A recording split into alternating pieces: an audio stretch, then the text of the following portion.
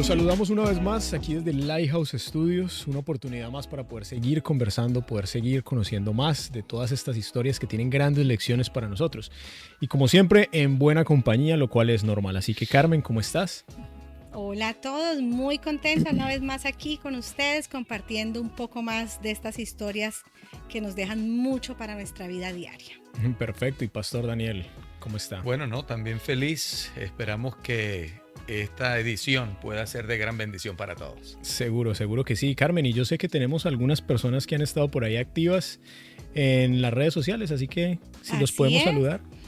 Hoy queremos saludar de manera muy especial a Ana La Rosa. Ha estado súper activa en los comentarios del canal de YouTube. Queremos agradecerte, Ana, por esa permanencia en nuestro canal. Queremos pedirte que nos sigas apoyando, que sigas compartiendo con tu familia y amigos para que nos vean, para que el mensaje llegue a más personas. Y bueno, a todos los que han estado escribiendo, los estamos leyendo. Si tienen dudas, preguntas, por favor déjenlas ahí. Y también las oraciones que nos han pedido, Jonathan. Hemos estado también orando por las peticiones que nos han dejado, así que los invitamos a que lo sigan haciendo. Excelente. Qué bueno que sepan también que estamos muy, muy pendientes de todo lo que ustedes comentan ahí para poder seguir compartiendo y conociéndolos un poco mejor. Entrando ya en materia, entrando en la línea de lo que seguimos estudiando, en las historias que hemos venido compartiendo aquí, en siempre tratar de darles enfoque práctico que nos gusta darle para que esto sea aplicable a la vida. Seguimos con la historia de cuando Moisés sube a este monte, sube por 40 días y empieza a pasar de todo allá abajo. Empieza a pasar absolutamente de todo. Y yo quiero empezar con una pregunta y después de que respondamos voy a dar el versículo que siempre damos para entrar en contexto, pero esta vez quiero empezar por esta pregunta para que entremos en la idea y es: ¿será que puede un gran milagro en nuestra vida asegurarnos una transformación completa? Experimentar en algún momento de nuestra vida una gran señal, un gran milagro, Dios intercediendo directamente por nosotros. ¿Puede ser eso garantía de que nuestra transformación sea completa? A mí me encantaría decir que sí. Yo estoy ganado emocionalmente hablando de decir que sí. Lastimosamente no es así. No es así. Los grandes milagros pueden ocurrir e incluso nos pueden impactar, pueden ser un beneficio directo y en un momento dado estarle dando la espalda a Dios. Triste, pero cierto. Así que, como dijo el sabio Salomón, que de paso vivió una experiencia de estar lejísimos de Dios. Gracias a Dios regresó. Digamos como dijo él, ¿no? No te apoyes en tu propia prudencia. Seguro que sí. Carmen, ¿tú qué crees? Definitivamente nada es seguro en la vida y muchas veces vemos a diario los milagros. Y mientras estamos en la situación difícil, y te lo digo incluso por experiencia propia, tenemos una situación difícil, doblamos rodilla, oramos, hacemos ayuno, hacemos oración 5 de la mañana, se arregla la situación y volvemos y nos apartamos. Wow. Así que es importante no tener esa debilidad quizás, pero es propia nuestra. Del ser humano. Ahora, sigue el pueblo de Israel dándonos cátedra en todos los sentidos, porque hubo cosas muy buenas, también hubo cosas muy malas. Es un espejo que nos ayuda a ver la condición que tenemos nosotros. Y esta no es la excepción. Y aquí viene un momento difícil de la historia del pueblo hebreo. Y para entrar un poco en la historia, el versículo en Éxodo 32, versículos 31 y 32 dice: entonces volvió Moisés ante el Señor y le dijo: este pueblo ha cometido un gran pecado porque se hicieron dioses de oro. Te ruego que perdones su pecado, y si no, ráeme ahora de tu libro que has escrito. Esto es un corto resumen de todo lo que vamos a ver.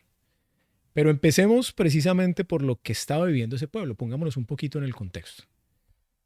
Venían del camino que ya estudiamos, sube su líder, la persona que estaba a cargo de guiarlos, Moisés, que era más o menos el faro. Ellos, acordémonos de los detalles, ellos consultaban a Moisés en todo. Es que de repente se va la persona que tú tienes de referente. Su guía. Su guía. Se va y en medio de eso empieza ¿cómo decirlo? Esa vieja naturaleza a resurgir. Y de repente empiezan a decir: oh, pero ¿cómo así? ¿Qué pasó? Ya no tenemos esa persona que nos guía, pero queremos ver algo que siga siendo lo que nos dirige. Y de repente se les ocurre esta fabulosa idea de crear un elemento físico que pudiera seguirles dando pues esa sensación de que tenían algo presente entre ellos. Ahora, Estaba Jonathan, ese germen que arrastraban desde Egipto, ¿no? Dioses exhibidos, estatuillas, la ausencia de Moisés, un tiempo realmente corto, ¿no? corto. Unos 40 días. Ellos sabían que estaba Moisés envuelto en esa nube, en el monte, entrevistándose con Dios. Sin embargo, qué bueno que haces el énfasis, ¿no? Ellos como que habían cifrado su experiencia en el liderazgo de Moisés de tal manera que su ausencia como que se les movió el piso. Y debemos tener mucho Con cuidado eso. con eso, ¿no? Porque no hay un modelo humano que Dios haya establecido para que nuestra confianza en Dios se mantenga por causa de. El Señor nos atiende de manera directa y Él está dispuesto a consolidar nuestra fe, no importando quién esté o no esté. Es que Dios no quiere intermediarios. No hay La intermedio. relación de Dios es Directa. directa. Correcto. Y les gana ahí la ansiedad, definitivamente. Seguro, seguro. Y no tener esa relación de la que hemos estado hablando en otras ocasiones, porque cuando tú tienes esa relación directa, la confianza es distinta. La confianza es Definitivamente. distinta y la experiencia es distinta. Entonces, este pueblo va donde Aarón y le dice, haznos un becerro. Y Aarón no era una persona nueva en esto. Aarón ya tenía un camino, tenía un recorrido, Tenía ya escuela. tenía escuela. Sí. No era una persona que que estuviera afrontando dificultades por primera vez. Sin embargo, en el momento que le piden a Aarón hacer algo que él sabía que no estaba bien, duda. Y la historia nos dice que él duda un poco, será que... Y en esa duda abrió la puerta para que muchas cosas pasaran. Y esa incertidumbre de ese pueblo se fortaleció. Y ahí empieza una serie de eventos entonces que son los que van a marcar la historia que vamos a estudiar. Ahora, ¿creen ustedes que esa duda y esa vacilación al momento de liderar puede afectar grandemente el objeto de ese liderazgo? ¿Qué piensan ustedes? Y lo hablábamos ahorita, incluso nos pasa como padres. ¿Cuántas veces nosotros decimos, los niños nos están midiendo el aceite constantemente? Y si nos ven dudosos, pues por ahí ya nos ganaron la batalla, por así decirlo. Claro, esa duda que él demostró, esa debilidad, permitió que pasara todo lo que pasó. Claro, y aquí yo creo que hay una serie de características que se enumeraban ahí y eran las condiciones en un líder, las condiciones que debería tener un líder en un momento de dificultad y es precisamente subrayando lo que le faltó a Aarón. Eso lo dice el espíritu de profecía y habla de la firmeza. La firmeza no es simplemente estar tercamente en un punto, la firmeza es saber en qué creo, qué es lo que me ha guiado hasta aquí y qué debo seguir. Y qué debo seguir. Después habla de la decisión, lo importante que es tomar decisiones en el momento adecuado, ¿no? No, hay decisiones que no pueden esperarse, hay decisiones que las que yo no puedo postergar, hay decisiones que tengo que tomar en el momento. Dice también acerca del ánimo imperturbable. Pastor, ¿usted qué entiende por ánimo imperturbable para una descripción de un liderazgo? Imagínese que las circunstancias que te rodean no determinen la decisión que tú vayas a tomar. En el caso de Aarón, nosotros nos encontramos frente a una situación bien explícita. El pueblo está solicitando reemplazar a Dios, Nada más ni como nada si menos. fuera Dios. Pero escucha esta frase, reemplazar a Dios como si fuera Dios. O sea, una mezcla de que Dios está, pero a través de o representado en.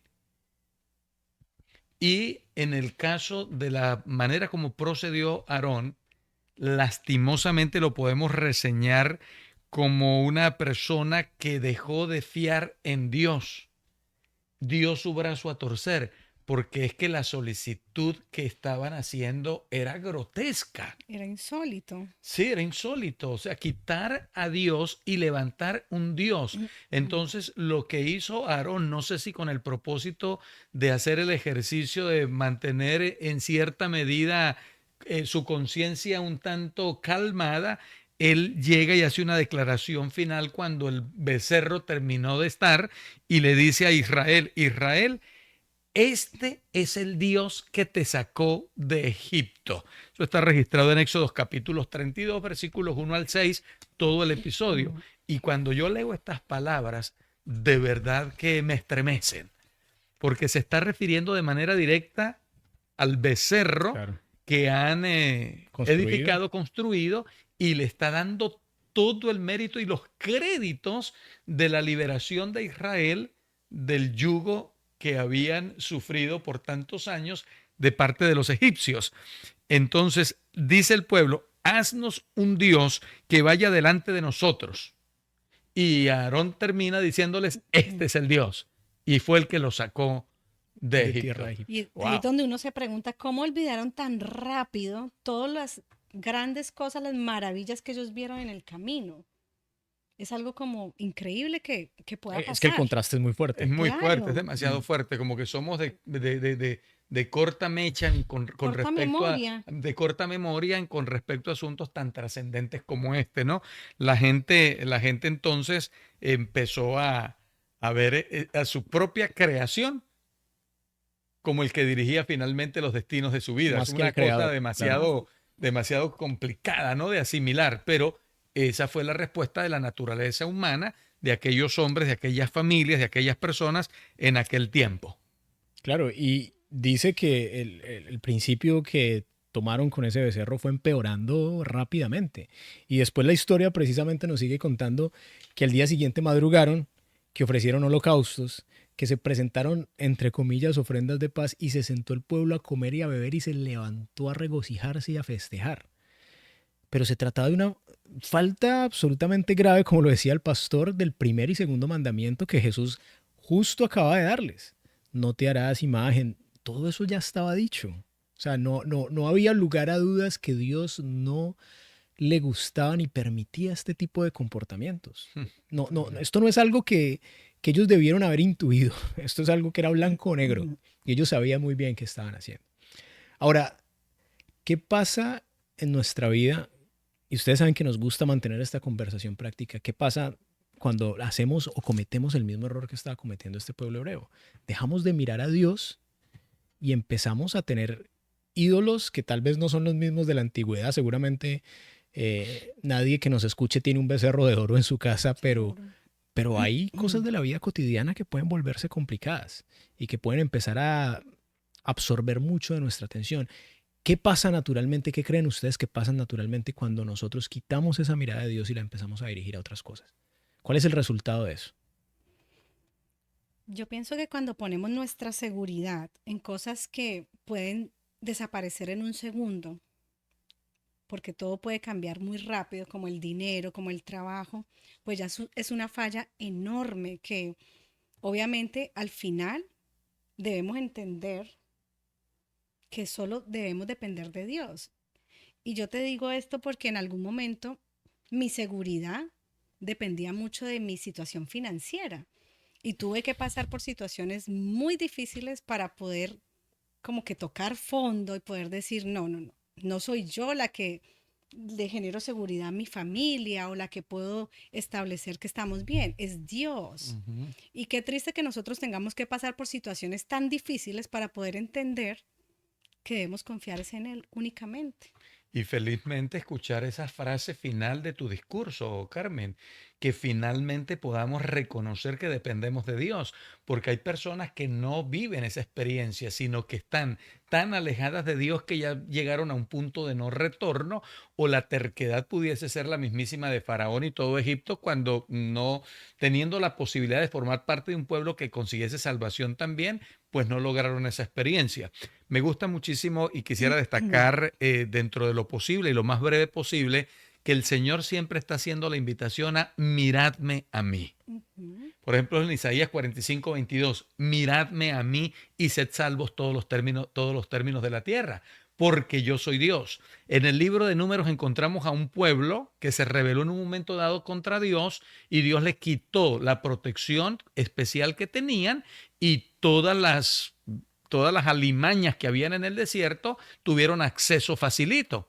Entonces eran picados por serpientes ardientes y entonces Moisés oró, intercedió, Dios lo orientó. ¿Y cuál era el punto clave? Mirar la serpiente que en ese simbolismo, en esa sola Claro. ocasión, representó a Cristo. Quien miraba a la serpiente Se salvó. era ¿qué cosa? Salvo. Salvo. Dijo Cristo usando esa misma esa experiencia, y yo si fuere levantado de la tierra, a todos atraeré a mí mismo. Y hay una frase que si la he compartido una vez, permítanme la segunda. Aquellos para quienes Dios es lo primero, lo último y lo mejor son las personas más felices del mundo. Cuando tú evalúas tu día, Jonathan, Carmen, con toda honestidad, y no voy a hacer ese ejercicio con ustedes ni ustedes conmigo ahorita, pero en la honestidad de nuestra propia experiencia, cuando tú, por ejemplo, mañana, cubriste las horas claras del día y llega el momento en que vas a la cama y entonces tú te haces una pregunta, ¿he pasado mi día con Dios? ¿Tomé tiempo para orar? Dijimos que Dios es Dios de relaciones. ¿Tomé tiempo para leer la palabra de Dios? ¿En qué se diluyó mi día? ¿Qué fue lo que captó la mayor parte de mi interés, de mi tiempo? ¿Qué sé yo? El trabajo. Nadie ha dicho que el trabajo está mal. Pero si un trabajo te aleja de Dios, hay que prender la lucecita. ¿Qué te pudo haber quitado tu tiempo? Por ejemplo, en mi caso, a mí me encanta salir a hacer ejercicio y trato de que todos los días lo haga hasta donde me es posible. Y a veces yo digo, wow, hice ejercicio toda la semana. ¿Será que con la misma pasión yo tuve una relación con Dios? Porque es que a veces, Carmen, Jonathan, llega un momento en que digo, no, es que yo tengo que ir a correr porque eso es beneficioso para mí.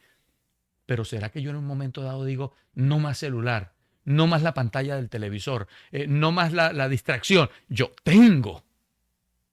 debo tener una entrevista con Dios, porque cualquier cosa que esté quitándole el lugar que le debería corresponder a Dios es un ídolo moderno que yo estoy levantando y le estoy dando todos los méritos que el que los merece es Dios. Y precisamente por eso la idolatría podemos concluir que no es algo del pasado. No. La idolatría sigue siendo completamente Eso vigente tremendo. y Y sigue afectándonos muchísimo. Y muchas veces pueden ser cosas que parecen buenas, como lo decía el pastor. El hacer deporte no parece nada malo, al contrario. Que son puede ser buenas. algo muy Deberíamos bueno. hacerlo. Que son buenas, Exacto. sí.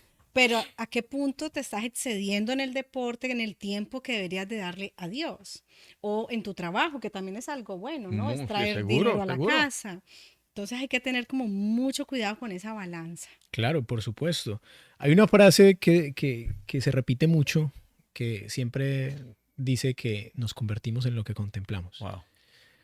Hay Eso, poder en la contemplación. eso es muy cierto. Si tú pasas repetitivamente haciendo algo, y ahí es donde la idolatría empieza a volverse algo serio. ¿Por qué? Porque la idolatría te puede empezar a deformar la forma en la que piensas, los Totalmente. afectos que creas, cómo Mm. te relacionas con las personas. Imagínate Tus eso. valores. Claro, porque le estás dedicando tiempo a algo y ese algo empieza a deformar lo que haces. O a formar dependiendo pues también de Si lo es que estemos positivo, hablando. Si claro. es positivo, Ujú. correcto. ¿Será que entonces cuando nos exponemos a este tipo de influencias podremos estar arriesgando también la forma como nos relacionamos con Dios? Antes de empezar esta conversación lo hablábamos, y es que la idolatría rompe completamente el vínculo que existe entre nosotros y Dios. ¿Cómo es eso? ¿Cómo es que se rompe completamente ese vínculo entre nosotros y Dios? Ponemos un abismo, pero es que el punto es que no se produce de manera ruda de un momento a otro. Es un asunto que se va dando poco a poco, Vamos permitiendo. como una fisura en la Ujú. pared, ¿no? Va Que va avanzando. avanzando y se puede convertir en una grieta difícil incluso de remediar. Entonces, lastimosamente, cuando se genera ese abismo entre nosotros y Dios, porque no viene de parte de Dios, cualquier cosa puede pasar. Y cuando digo cualquier cosa puede pasar, lo digo con sentimiento, ¿saben? Porque en estos años, ya 35 años casi, trabajando directamente con la iglesia en distintos lugares, hemos tenido la tristeza de ver situaciones de gente que poco a poco se fue alejando de Dios. Terminan apostatando, que es abandonar la fe. Y una persona que apostata pues levanta cualquier cantidad de ídolos en su vida, como los ídolos Claro. modernos.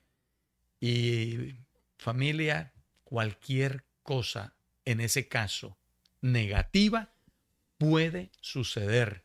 Y la frase sé que es sin anestesia, pero no la digo con mala intención. Y no debería sorprendernos, porque cualquier cosa puede pasar en la vida de una persona que se aleja de Dios. Carmen, perdón, el ejemplo es rapidísimo, porque entonces empieza el pueblo de Israel que cae en esa idolatría y en cuestión, ojo, no habían pasado más no se había cumplido ni siquiera el plazo de los 40 días. Y esta gente estaba entregada a la glotonería, nos dice la historia, estaba entregada a las pasiones. Se corrompieron. Y se corrompió completamente. ¿Cómo romper esa conexión con Dios? Inmediatamente empieza a degenerar los otros aspectos de tu vida. Eso era más o menos lo que te iba a decir. Te iba a decir que muchas veces cuando nos alejamos por X o Y de Dios, no vemos, no dimensionamos el daño que podemos hacer incluso a nuestros seres más amados. Porque todos nuestros actos tienen consecuencias. Y si yo me alejo de Dios, digamos yo que soy la mamá en mi hogar, por ejemplo, o con mi esposo, nos alejamos de Dios, ¿qué le estamos dejando a nuestros hijos? ¿Qué ejemplo le estamos dando? También los estamos apartando a ellos. Así que todo eso malo que venga, lo estamos abriendo, claro, no solo para mí, tiene un más impacto grande. en las personas que amamos. Hay que tener mucho cuidado. Y es lo que pasaba también ahí en ese momento. Correcto. Y entonces, impactó a todo el pueblo. completamente, Carmen. Entonces Jehová dice a Moisés, le dice, anda porque tu pueblo que sacaste de la tierra de Egipto se ha corrompido. Pronto se han apartado del camino que yo les mandé, se han hecho un becerro de fundición y lo han adorado y le han ofrecido sacrificios y han dicho, Israel, estos son los dioses que te sacaron de la tierra de Egipto. Eso es lo que Dios le está diciendo a Moisés. Y, pastor, ahí viene un evento que a mí siempre me ha parecido sorprendente, la forma en la que Moisés se comunica con Dios. La forma personal. Primero, denota un nivel y una relación muy íntima, muy estrecha, un conocimiento que solamente le hablas así a alguien que realmente conoces, no le hablas así a alguien que es para ti algo nuevo, que no sabes bien cómo va a reaccionar. Yo siento que Moisés tenía una certeza de con quién estaba hablando y a quién tenía al frente. Cuéntenos, pastor, ¿qué pasó ahí entre Moisés y Jehová en ese encuentro que hay cuando Moisés casi que aboga un poco por el pueblo y por lo que estaba pasando? Me parece que es uno de los episodios en la Biblia más sorprendentes del amor de un mortal por un pueblo que no lo merece.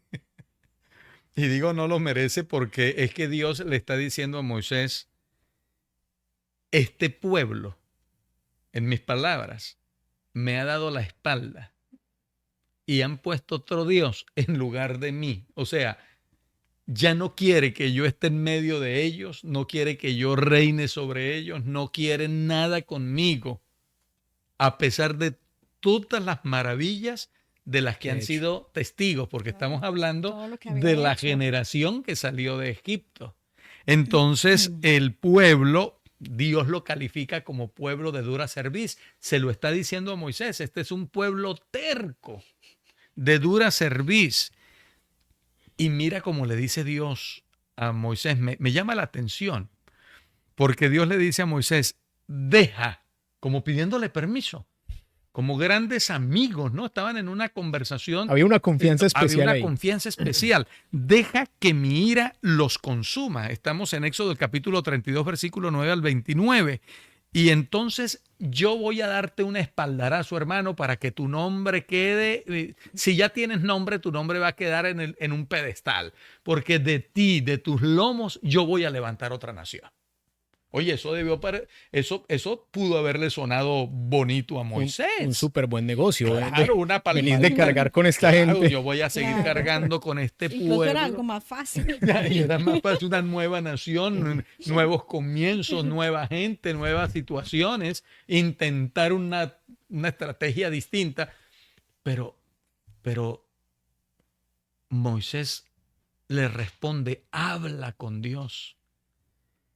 Y pareciera arrogante, pero no, es gracias a esa confianza que tenían con Dios, muy respetuosa. Moisés le dice, mira, perdona el pecado de tu pueblo. Dios le había dicho ya a Moisés, este no es pueblo mío, ese es tu pueblo. Allá andan perdidos. Y hay un detallito ahí, pastor, que a mí Sí, me gustó claro, mucho claro. y es, él empieza a recordarle a los patriarcas. Ah, sí. Y las Y- promesas de Dios Y a las ellos. promesas. Entonces es como empezar a recordarte a esas personas cercanas Sí, que sí. Dios les tenía un especial afecto y decirles, hey, pero ¿y Abraham? Eso que Ajá. le prometiste. Ajá. Isaac, No, Jacob. y de paso, ¿qué dirán las naciones de la tierra? Y Los has que traído a este desierto para que perezcan. O sea, el nombre de Moisés estaba también cuidando la imagen y el nombre de Dios delante de las naciones de la tierra y delante de su propio pueblo. Entonces Moisés le dice a Dios, mira, yo prefiero que borres mi nombre de tu libro, rae mi nombre de tu libro, pero que este pueblo permanezca. Mire, yo no sé, pero cuán grande amor tenía Moisés por su pueblo, por su iglesia, por su gente. Estuvo dispuesto a perder la eternidad, pero que el pueblo tuviese Pero posibilidades de salvación. intercediendo por su pueblo, Intercediendo. que no lo merecía. Que no lo merecía. Y ahí, pastor, yo creo que la Biblia vuelve a ser muy poderosa en cómo nos enseña prácticamente a través de símbolos, historias, lo que estaba por venir. Y esto es una primera figura precisamente del Cristo, del Redentor, de cómo iba a interceder en favor de los que no merecíamos ser salvos, pero iba a interceder ante el Padre. Dios sabía Dios todo lo sabe. Dios sabía que iba a pasar, Dios estaba al control, sabía que iba a haber perdón para ellos, pero esta conversación nos deja ver ese símbolo Wow. de cómo Jesús en algún momento iba a asumir ese papel y eso era también luz para que quedara registrado para nosotros que lo estamos leyendo hoy. Ahora, aquí aparece un símbolo súper importante, Ok. pastor. Oración intercesora. Ahora, Poderoso. qué bendición. Qué bendición. Pastor, cuéntenos un poco más. ¿Qué es la oración intercesora? Para nosotros y para todos los que nos están escuchando, es el recurso divino a través del cual, no importando el objeto de la oración, alguien ora y le da todo el permiso a Dios para que obre como Él quiera y en su tiempo. O sea, autoriza a Dios a que tumbe barreras, a que salve abismos, a que entre de la manera como Dios logre entrar para traer, para crearle o darle un beneficio al objeto de la oración. ¿Cuántas bendiciones no ha derramado Dios sobre personas que aparentemente al ojo humano son casos perdidos, pero Dios todavía los mantiene, los sostiene y les sigue extendiendo su misericordia porque hay alguien o algunos que están orando de manera intercesora por ellos? Moisés oró de manera intercesora y cuando Dios escuchó la oración de Moisés en el diálogo que sostenían, cuando le dice, perdona el pecado de tu pueblo, se está proyectando al momento en que Dios, habiendo aceptado hacerlo, lo consumó en la persona de Cristo en la cruz del Calvario, porque en la cruz del Calvario Jesucristo estaba perdonando el pecado de su pueblo. Y aquí probablemente algunos tumben la transmisión que estamos haciendo y no quieran verlo más, porque es que el pueblo de Dios es toda persona. Así es. ¿Me copiaron? Probablemente algunos en este momento estén pensando que Dios es exclusivista cuando se trata del pueblo. Y El no. pueblo de Dios es toda persona. Por eso es que nosotros estamos acá, porque si fuéramos tan literales, no fuésemos del pueblo de Dios, sino que nos mantuviéramos en la creencia de que hay un pueblo específico en un lugar del planeta que goza de todos los favores divinos y son el... No. El pueblo de Dios es toda persona. Y cuando Cristo le da cumplimiento al pedido que hizo Moisés directamente a Dios, Él murió por su pueblo. ¿Y quién es su pueblo? Toda persona. Toda persona. Bajo entonces, Moisés se encuentra con esta escena terrible que Dios le había acabado de describir. Uh-huh. Dios le había dicho cómo estaba la situación y en este momento entonces Moisés baja, dice que él se siente, lo primero que hace es sentarse con Aarón y le dice, Aarón, ¿qué pasó? Y a mí me da incluso más Me parece más fuerte incluso la reacción de Aarón en este momento. Porque la equivocación es de todos. Todos en algún momento nos equivocamos. Claro. Me parece que hay un valor especial en el hecho de reconocer cuando te equivocas. Total. Pero Aarón en este momento está evadiendo esa responsabilidad. Y le dicen, ¿y qué pasó? No, tú sabes que ese pueblo es un pueblo terco. Tú sabes cómo es esta gente. Y no, y yo les pedí oro y de repente, pues había un becerro. Por arte de magia. Sí. Apareció un becerro ahí. Se estaba quitando toda esa responsabilidad encima cuando él tenía un papel principal en lo que estaba pasando ahí. Entonces Moisés nos cuenta la historia que destruye completamente ese becerro, lo vuelve incluso polvo, lo mezcla con agua, hace que el mismo pueblo se lo tome e incluso la imagen se pone más fuerte. Y después habla de cómo se paran un extremo de la puerta y dice, todos los que estén con Dios, vengan aquí al lado mío. Conmigo, y los sí. hijos de Leví van donde estaba él. Ajá. Y después dice, con sus espadas en el muslo y a matar a los que no los habían que tomado no. esa decisión. Y esto, 3.000 personas. 3.000 personas. Y Qué eso fuerte. uno lo lee y suena un poco fuerte. Mucho. Pero vamos a seguir avanzando en esa historia para entender un poco, porque creo que la misma historia también se encarga de poder darnos un poco más de luz al respecto. Después de este evento que acabamos de mencionar y rápidamente para ir atando la historia, nos damos cuenta que Moisés vuelve y sube al monte y les dice, voy a hablar de nuevo con Dios, a ver si nos perdona. Pero esa conversación tiene un contexto súper especial también. Y es que ahí Moisés utiliza estas palabras que dice, te ruego pues que este pueblo ha cometido un gran pecado porque se hicieron dioses de oros, que perdones ahora su pecado y si no, ráeme ahora de tu libro que has escrito. Y fue la lectura con la que empezamos. Ahora bien, si ampliamos un poco más el contexto de lo que estamos leyendo, vemos que la palabra que se usaba como perdonar ahí, en Éxodo 32, proviene de un verbo cuyo significado básico es llevar o cargar. Ahí de nuevo nos está mostrando ese símbolo que hemos estudiado antes. Y le está diciendo a Dios, Dios, lleva tú esos pecados del pueblo. Porque es la única forma de que podamos ser perdonados. No existe otra manera. El libro de Isaías lo presenta cuando describe al siervo sufriente, ¿no? Él llevó nuestras enfermedades, nuestros dolores, nuestro pecado, porque tiene el cumplimiento todo en la persona de Jesucristo, ¿no? Correcto. Y ahora, cerrando la idea, precisamente yo cuando leía esto no me quería quedar con la inquietud de lo que habíamos leído antes y leí una frase que me gustó y decía, el amor no menos que la justicia exigía que este pecado fuera castigado. El amor no menos que la justicia. Tremenda declaración. Tremenda declaración. Y yo decía, pero ¿cómo puede ser que el amor requiera este castigo?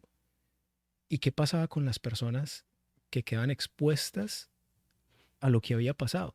Si no se castigaba y si no se cortaba el mal, y aquí viene un ejemplo bueno que me parece que cabe al caso, y es Caín. ¿Qué pasa cuando Dios también en su misericordia perdona a Caín? No lo mata. La paga del pecado es muerte, pero Caín no muere. ¿Y qué pasa? Generaciones tras generaciones que cada vez la tendencia era más fuerte al mal.